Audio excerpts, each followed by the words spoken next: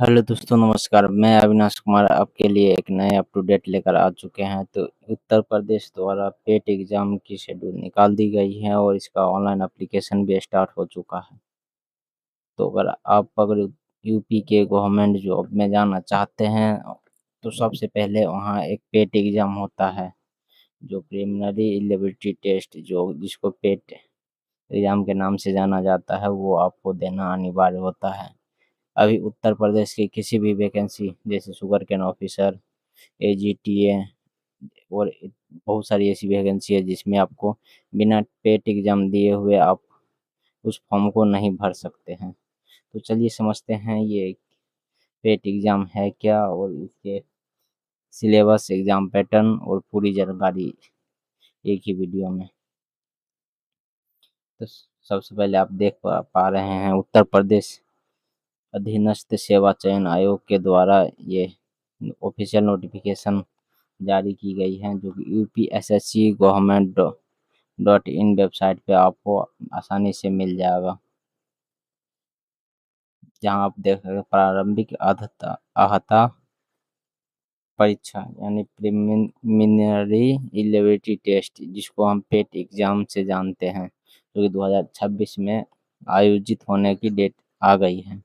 Important dates की बात करें यानी कौन कौन सी तिथि आपके लिए अति महत्वपूर्ण रहने वाली है, तो विज्ञापन जो है 1 अगस्त यानी आज के दिन 1 अगस्त के दिन आपको देखने को मिल जाएगा वेबसाइट पे, यानी 1 अगस्त को इसे अपलोड कर दिया गया है। और ऑनलाइन आवेदन करने की तिथि की बात करें, जैसे पंजीकरण, ऑनलाइन आवेदन और शुल्क जमा करने की प्रारंभिक तिथि यानी जो स्टार्टिंग तिथि है वो 3 अगस्त से स्टार्ट हो जाएगा, यानी 3 अगस्त से आप इस फॉर्म को रजिस्ट्रेशन ऑनलाइन अप्लाई कर सकते हैं।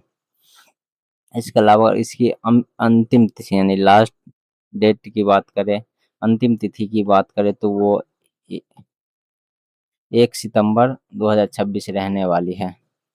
1 सितंबर 2026 ये आपकी अंतिम फॉर्म अप्लाई करने की तिथि रहने वाली है। अगर आप किसी कारणवश से फॉर्म भर चुके हैं और भुगतान नहीं हो पाया, यानी कि आप पेमेंट नहीं कर पाए और संशोधन यानी कि आपने कुछ गलत कर दिया है फॉर्म में, आपको करेक्शन की ज़रूरत है, तो आप उसके लिए आपको बीच में 7 दिन और एक्स्ट्रा दिया जाएगा, यानी आप 8 सितंबर 2026 तक इसे पूरा कर सकते हैं। यानी आपने कुछ गलतियाँ की तो उसमें सुधार सकते हैं। आपने पेमेंट नहीं जमा किया है, फॉर्म भर दिए हैं, तो आप इसमें कर सकते हैं। इसकी हम बात करें ऑनलाइन आवेदन करने की, तो इसमें अब ओटीआर की आवश्यकता पड़ती है। सबसे पहले आप वेबसाइट पे जाके ओटीआर यानी वन टाइम रजिस्ट्रेशन करेंगे, उसके बाद फॉर्म को आगे भर पाएंगे। तो कैसे करना है ऑन ओटीआर वो हम आगे बताएंगे आगे की वीडियो में, जब एग्ज़ाम 3 अगस्त से शुरू होगा तब। और बाकी अभी देखते हैं इसका क्या क्या रहने वाला है। चलिए समय न गवाते हुए सीधे भी इम्पोर्टेंस चीज़ को ही देखते हैं। ऑनलाइन आवेदन पर करने की जो है वो ऑनलाइन एप्लीकेशन सिस्टम के द्वारा किया जाएगा, जो कि ऑफिशियल वेबसाइट मैंने बता ही दिया, UP SSC.gov.in। ऑनलाइन आवेदन करने से सबसे पहले आपको प्रमाणीकरण करना पड़ेगा, उसके बाद रजिस्ट्रेशन करना पड़ेगा, पंजीकरण करना पड़ेगा, उसके बाद शुल्क एवं भुगतान देना पड़ेगा, यानी आपको पेमेंट करना पड़ेगा। उसके बाद आप प्रिंट आउट इसका निकाल सकते हैं।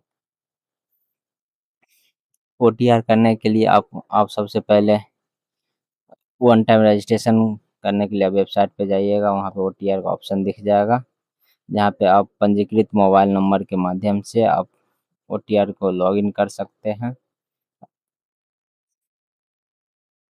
अभ्यर्थी को लॉगिन करने हेतु ओटीआर संख्या की आवश्यकता होगी, जो मोबाइल नंबर से अंकित गेट ओटीपी यानी आप ओटीपी प्राप्त करिएगा। उसके बाद आपको इससे वेरिफिकेशन कोड आएगा, उसे क्लिक करके आप इसे देख सकते हैं।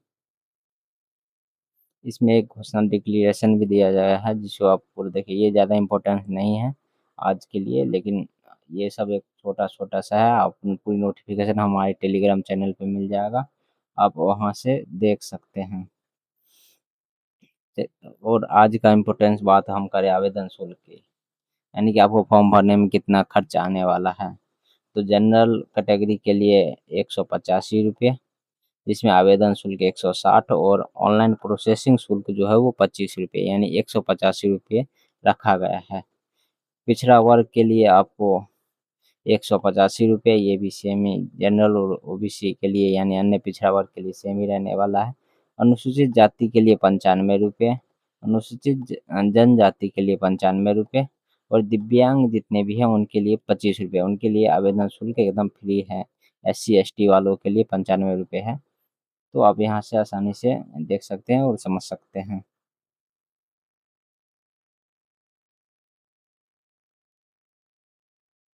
इसके अलावा हम बात करें तो इसमें कौन-कौन से लोग और जिनका आयु सीमा 18 वर्ष से 40 वर्ष तक है, वो लोग इसमें आसानी से अप्लाई कर सकते हैं। इसके अलावा वही शैक्षणिक अर्हता यानी आपकी शैक्षणिक योग्यता, इसके बारे में भी दिया गया है। आयु सीमा के बारे में 1 जुलाई 2026 तक आपको 18 वर्ष हो जाना चाहिए और अधिकतम 40 वर्ष, यानी 40 वर्ष के अधिक नहीं होना चाहिए। यानी 40 से अंदर वाले और 18 से ऊपर वाले ही कर सकते हैं। 1 जुलाई 2026 तक जिनका 18 वर्ष पूर चुका है, वही अप्लाई करेंगे।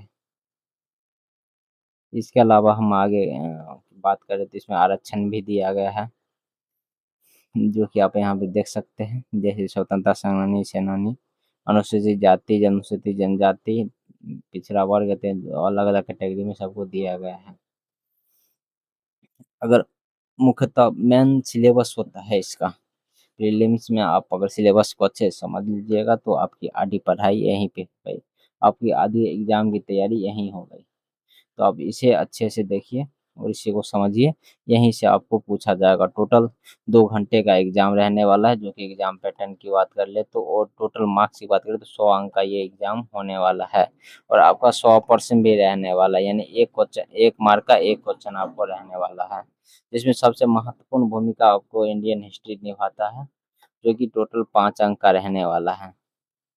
जिसमें सिंधु घाटी सभ्यता, वैदिक संस्कृति, ये इंडियन हिस्ट्री के पार्ट हैं। बौद्ध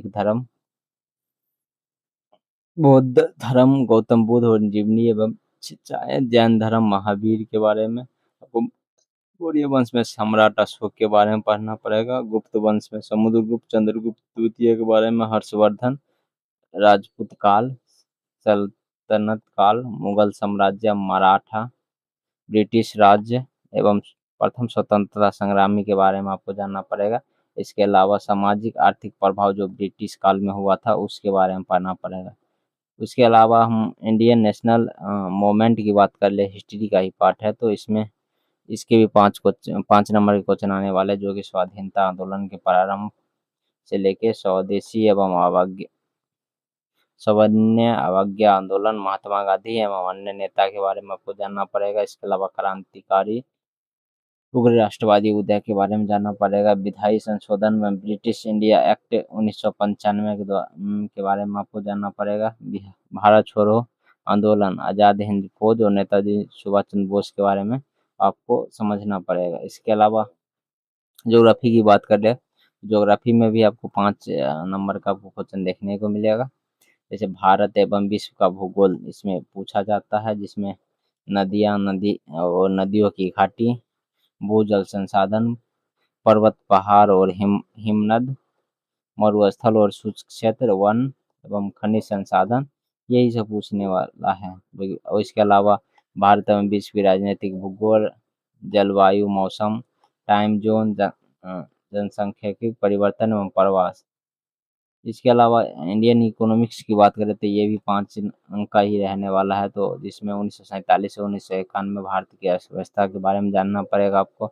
योजना आयोग और पंचवर्षीय योजना और मिश्रित अर्थव्यवस्था के बारे में, हरित क्रांति हो गया, दूध विकास एवं ऑपरेशन फ्लड के बारे में आपको समझना पड़ेगा। बैंकिंग राष्ट्रीय सुधार के बारे में, 1991 के आर्थिक सुधार के बारे में, 2014 के पश्चात आर्थिक सुधार के बारे में, जैसे कि कृषि सुधार, ढांचागत सुधार, श्रम सुधार, आर्थिक सुधार, GST, इन सभी के बारे में पूछा जाएगा। इसके अलावा आपको पॉलिटिकल के भी क्वेश्चन यहाँ पे देखने को मिलेंगे, जिसमें भारतीय संविधान की मुख्य विशेषता, राजनीति की सिद्धांत, मौलिक अधिकार, कर्तव्य, संसदीय प्रणाली, संघीय प्रणाली, केंद्र शासित प्रदेश, न्यायिक ढांचा, सर्वोच्च न्यायालय और उच्च न्यायालय, ये सब आपको देखना पड़ेगा। जिला प्रशासन, स्थानीय निकाय एवं पंचायती राज व्यवस्था। ये आपका इंडियन हिस्ट्री के मतलब जो एग्जाम होता है उससे थोड़ा शॉर्ट है। जैसे यूपीएसएससी के जो है उसका शॉर्ट यहाँ पे देखने को मिलेगा आपको। जनरल साइंस की बात कर ले तो फिजिक्स, केमिस्ट्री, बायोलॉजी तीनों के यानी बेसिक क्वेश्चन रहने वाले हैं आपको। भौतिकी, रसायन और जीव विज्ञान के बेसिक क्वेश्चन। इसके अलावा अंक गणित यानी कि आपका मैथमेटिक्स के भी कुछ क्वेश्चन रहने वाला है, जैसे पूर्ण संख्या, भिन्न, दशमलव, प्रतिशत, साधारण अंक गणितीय समीकरण, वर्ग, वर्गमूल, घातांक, औसत यानी एवरेज, ये सब आपको देखने को मिलेगा। यहाँ से भी 5 क्वेश्चन रहने वाले हैं। इसके अलावा हिंदी के 5 नंबर के क्वेश्चन रहने वाले हैं, यानी 5 क्वेश्चन रहने वाले, जैसे संधि, विलोम शब्द, पर्यायवाची शब्द, वाक्य के लिए एक शब्द, लिंग, इन सब में से 5। इसके अलावा श्रुति भिन्नार्थी शब्द, मुहावरे, लोकोक्ति, सामान्य अशुद्धियाँ, लेखक एवं रचनाएं, इन सभी से कोई 5 क्वेश्चन रहने वाले हैं। इसके अलावा अंग्रेजी के भी 5 क्वेश्चन रहने वाले, जैसे कि अंग्रेजी व्याकरण, अपगणित का ध्यांश। इसके अलावा रीजनिंग मेन पार्ट मैथ का ही है, लेकिन इसमें भी 5 रहने वाला है। ये मैथ का ही एक पार्ट अलग से होता है जो इसको रीजनिंग कहा जाता है, जिसे बृहद एवं लघु क्रम में रैंकिंग, संबंध, सामूहिक भिन्नता के अलगता, कैलेंडर घड़ी, कारण प्रभाव, कोडिंग, डिकोडिंग, इन सभी के बारे में आपको 5 में। इसके अलावा अब इधर नीचे जैसे करंट अफेयर 10 अंक का पूछा जाएगा आपको, भारतीय एवं विश्व का करंट अफेयर रहने वाला है। जनरल अवेयरनेस में जैसे सामान्य जागरूकता 10 अंक का रहने वाला, जैसे भारत के पड़ोसी देश, देश, राजधानी, मुद्रा, केंद्र शासित प्रदेश एवं भारत के राज्य, संसद, राज्यसभा, लोकसभा, विधानसभा, अंतर्राष्ट्रीय दिवस, विश्व संगठन, उनके मुख्यालय, भारतीय पर्यटन स्थल, भारत की कला संस्कृति, विश्व खेल, भारत का खेल, अनुसंधान, पुस्तकें, पुरस्कार एवं विजेता, जलवायु परिवर्तन, पर्यावरण। इसके अलावा आपको प्रत्येक प्रश्न 5 प्रश्न रहने वाले हैं, जिसमें 2 गद्यांश रहने वाले हैं, 5 गद्यांश रहने वाले हैं, जो कि एक गद्यांश में 2 क्वेश्चन रहने वाले हैं, जिसका 10 अंक का यहाँ से रहने वाला है आपका। तो हिंदी का गद्यांश विवेचक एवं विश्लेषण का रहने वाला, जैसे ग्राफ, व्याख्या, विश्लेषण, 2 ग्राफ रहने वाला है, जिसमें 5-5 प्रश्न रहने वाले, यानी कि 2 जैसे एक कहानी रहता है उसमें 5 क्वेश्चन रहता है, उसी हिसाब से यहाँ पे ये रहेगा 2-2 रहने वाले। तालिका की व्याख्या के लिए 2 तालिका रहेगा, उसमें 5 क्वेश्चन रहेंगे, 10 नंबर का वो यहाँ से रहने वाला। इसके अलावा हम बात करें तो 1/4 अंक की कटौती की, यानी कि आपको इसमें नेगेटिव मार्किंग देखने को मिलेगा। और संपूर्ण के संपूर्ण 1 से 9 तक, यानी 1 से 9 तक, जितना 1 से 9 तक की राष्ट्रीय शैक्षणिक अनुसंधान एनसीईआरटी के बुक से ही आपको क्वेश्चन देखने को मिलेगा। तो सबसे पहले आपको एनसीईआरटी की पकड़ रखनी पड़ेगी।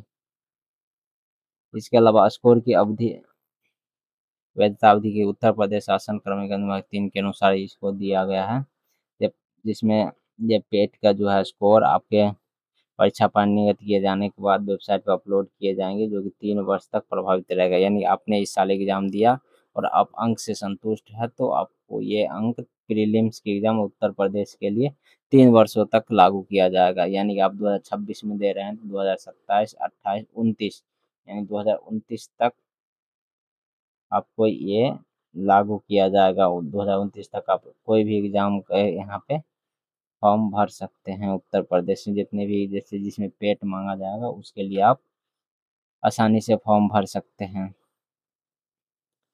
इसके अलावा विशेष तो यही रहने वाला है, पूरी पूरी एग्जाम पैटर्न पूरी पूरी यही रहने वाला है। तो आप उत्तर प्रदेश की कोई किसी भी गवर्नमेंट जॉब के लिए आप अप्लाई करना चाहते हैं तो आप पेट एग्ज़ाम आपको देना ज़रूरी है। तो आप पेट एग्ज़ाम की तैयारी अच्छे से करें, स्कोर इतना अच्छे लाइएगा उतना आपका लिए सही रहने वाला है। हाइयर स्कोर के लगभग 50% अप्रोक्स ही रहना अच्छा रहता है, ऐसे तो आपको कम आए दिक्कत नहीं है फॉर्म भरने में, लेकिन मैक्सिमम अच्छा है उतना ही है कि जितना आपका हाई स्कोर रहेगा उतना आपके लिए अत्यधिक सही रहने वाला है, क्योंकि बहुत सारे एग्ज़ाम के आधार पे ही आपका कट ऑफ स्कोर दिया जाता है। बहुत सारे ऐसे फॉर्म निकलते हैं जिसमें पेट का स्कोर हाई रहता है, यानी 70%, 80%, 90% वाले बच्चों को ही एलिजिबल किया जाता है। बहुत सारे एग्ज़ाम ऐसे होते हैं जिसमें 20%, 25%, 30% वाले बच्चों तक को भी एलिजिबल कर दिया जाता है। तो आपके लिए सबसे हाईएस्ट स्कोर करना ही ज़रूरी रहेगा। तो अब इस तरह की नोटिफ़िकेशन अप टू डेट के लिए हमारे साथ बने रहे। कुछ दिनों के बाद हम यहाँ पे तैयारी भी करवाने वाले हैं फ्री ऑफ कॉस्ट पूरी फुल सिलेबस के साथ। तो हमारे साथ जुड़ सकते हैं और हमारे साथ बने रहें। Thank you so much guys.